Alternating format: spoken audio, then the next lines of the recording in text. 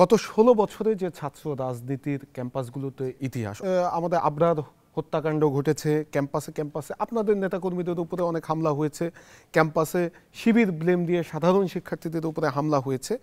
তো শিক্ষার্থীদের একটি বড় অংশ বলছে, এর আগে যদি আমরা ১৬ বছর আগে যদি বলি, সেখানে ছাত্রদলের নেতাকর্মীরাও বিভিন্ন হলে তাদের বিরুদ্ধে অভিযোগ রয়েছে শিক্ষার্থীদের উপরে নানা ধরনের নিপীড়ন করার ২০০১ থেকে ৬।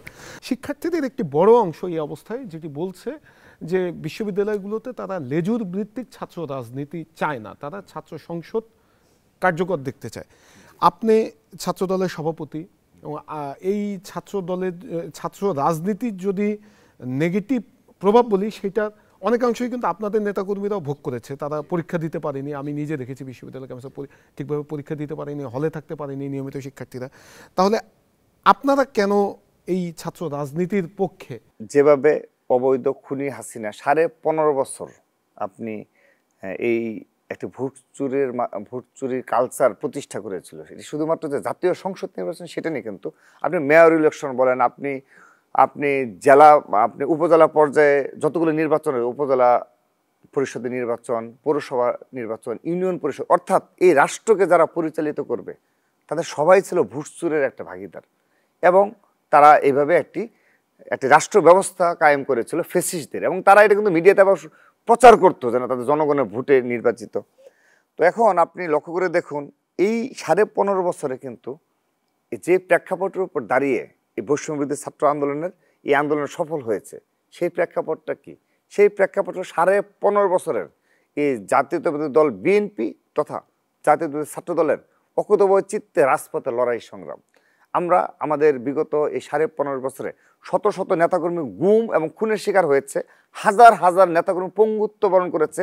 ঢাকা বিশ্ববিদ্যালয়ের কয়েক শত নেতাকর্মী শিক্ষা জীবন শেষ করতে পারেনি, কয়েক শত নেতাকর্মী আমাদের ছাত্র দলের যারা শিক্ষা জীবন শেষ করতে পারেনি, যাদের পঙ্গুত্ব বরণ করতে হয়েছে, যাদের নির্মম প্রহারে শিকার করতে হয়েছে, যারা দিনের পর দিন কারাগারে থাকতে হয়েছে। আমি ছাত্র দলের সভাপতি, আমি ঢাকা বিশ্ববিদ্যালয় পদার্থবিজ্ঞান ডিপার্টমেন্টের স্টুডেন্ট। আমি ব্যক্তিগতভাবে এই অবৈধ ফ্যাসিস্টদের আমলে ১১ মাস, চারবার কারাবরণে প্রায় ১১ মাসের অধিক সময় আমাকে কারাগারে থাকতে হয়েছে। তাহলে আমাদের যে এই ধরনের, এটা আমি সভাপতি, আমার যে কর্মী যারা রয়েছে ঢাকা বিশ্ববিদ্যালয়ে, তারাও অনেকে প্রায় বছরের অধিক তাকে জেল খাটতে হয়েছে। তা আপনি একটা বিষয় লক্ষ্য করে দেখুন, এত ত্যাগ শ্রম ঘামের উপর ভিত্তি করে কিন্তু সারা দেশের ছাত্র জনতা এটি সফল বিপ্লব সংগঠিত হয়েছে, এটা তো আপনি অস্বীকার করার কোনো সুযোগ নেই। এখন আপনি যদি এই বিশ্ববিদ্যালয়গুলোতে মনে করেন যে না, এখানে কোনো রাজনীতি থাকবে না, আমি যেটা আশঙ্কা প্রকাশ করছি এখানে, সেক্ষেত্রে আমরা যেটি নিয়ে লড়াই করি যে বাংলাদেশের স্বাধীনতা সার্বভৌমত্ব একসময় হুমকির মুখে পড়তে পারে, সেটি এই ধরনের রাজনৈতিক নেতৃত্ব যদি বিকশিত না হয়, তাহলে অবশ্যই আমি ব্যক্তিগতভাবে বিশ্বাস করি যে এখানে বাংলাদেশের একটি সময় আসবে যখন স্বাধীনতা সার্বভৌমত্ব হুমকি আসবে, এবং বাংলাদেশের সাধারণ জনগণ যে প্রকৃত রাজনীতিবিদ সেটিতে বঞ্চিত হবে। এখানে ব্যবসায়ীরা হবে, যারা কালো টাকার মালিক হবে, তারা এটা নিয়ন্ত্রণ করবে। এবং আপনি লক্ষ্য করে দেখেন যে আপনি একটি ফ্যাসিস্টকে বিদায় করেছেন, কিন্তু যারা কালো টাকার মালিক তাদেরকে কাউকে আপনি আইনে আওতায় নিয়ে আসতে পারছেন? তারা তো বাংলাদেশের রাজনীতিকে নিয়ন্ত্রণ করছে স্টিল নাও, এখন পর্যন্ত। তাদেরকে কোনো ক্ষমতা আছে তাদেরকে আপনি সেই সম্পত্তি কেড়ে নিতে পারবেন? আমি যদি উদাহরণ হিসাবে বলি যে বসুন্ধরা গ্রুপের কথাই যদি বলি, আপনি কিছু করতে পারছেন? বসুন্ধরা গ্রুপের কোনো কিছু করার ক্ষমতা আছে কারো? তো এখন যদি আমি বলি যে না, ক্যাম্পাসে রাজনীতি থাকবে না, কোনো রাজনীতি ছাত্র নেতার প্রয়োজন নেই, এটা হয়তোবা সাময়িক আবেগে বলতে পারি, কিংবা নেপথ্যে আমরা যেটা চিন্তা বলে থাকি। অবশ্যই সাধারণ শিক্ষার্থীদের এই আবেগ অনুভূতি থাকাটা খুবই স্বাভাবিক, কারণ বিগত ১৫.৫ বছর তারা ছাত্র রাজনীতির নামে এমন কিছু দেখেছে, এই ছাত্রলীগের অপর ছাত্র রাজনীতি এমনভাবে তাদের মননে কাজ করছে যে তারা অবশ্যই ছাত্র রাজনীতির বিরুদ্ধে একটা অবস্থান তাদের থাকাটাই স্বাভাবিক।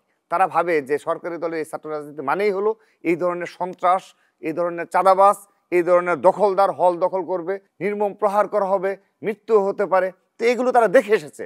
এই জন্য অবশ্যই তাদের এই সেন্টিমেন্টকে আমি অবশ্যই শ্রদ্ধা রয়েছে যে তাদের এই সেন্টিমেন্টের প্রতি, কারণ তারা ছাত্র রাজনীতির বিরুদ্ধে একটা অবস্থান রয়েছে তাদের।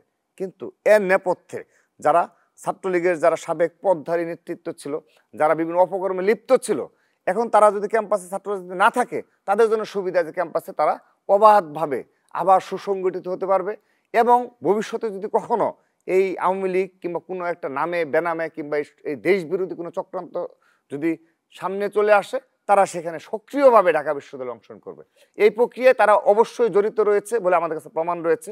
এই ছাত্রলীগের যারা ইয়ে রয়েছে আমাদের কাছে প্রমাণ রয়েছে।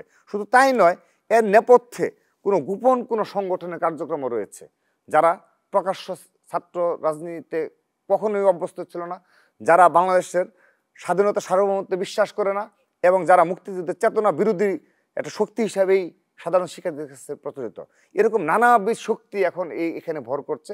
তারা চাচ্ছে না ক্যাম্পাসে রাজনীতি না থাকলে, তাদের সকল ইকুয়েশন মিলে গেছে যে ক্যাম্পাসে রাজনীতি যদি প্রকাশ্য রাজনীতি যদি না থাকে, তাহলে তাদের পলিটিক্সটা করতে খুবই সুবিধা হয়। কিন্তু আমি স্পষ্টভাবে বলতে চাই যে হয়তোবা সাময়িক একটা ইমোশন রয়েছে।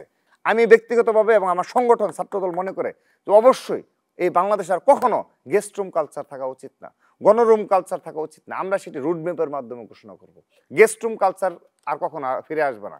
রাতের বেলা হলের রাজনীতির কোনো অংশ হতে পারে না ডেকে নিয়ে। কাউকে শিক্ষা জীবনে সামান্যতম ক্ষতি করার অধিকার কারণেই আমরা পাওয়ার পার্টিতে থাকলেও আর কখনো আমাদের দ্বারা সাধারণ শিক্ষার্থীদের সামান্যতম রাজনৈতিকভাবে তার ক্ষতির শিকার হবে না বলে, এবং সময়ের তাদেরকে জোর করে ধরে নিয়ে এসে কর্মসূচি করানোর কোনো কালচারে বাংলাদেশে আমরা ফিরে নিয়ে আসবো না।